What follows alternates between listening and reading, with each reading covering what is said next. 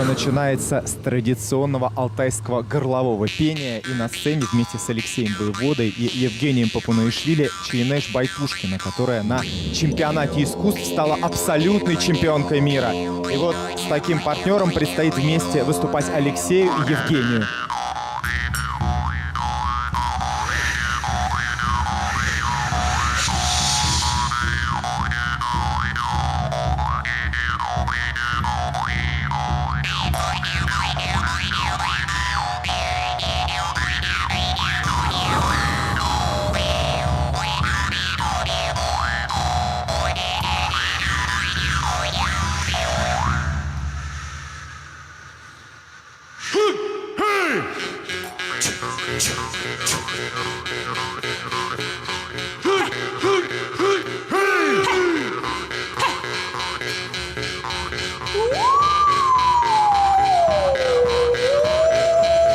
И никаких бэк-вокалистов. Ребята сейчас, по сути, дебютируют в чрезвычайно сложном виде искусства.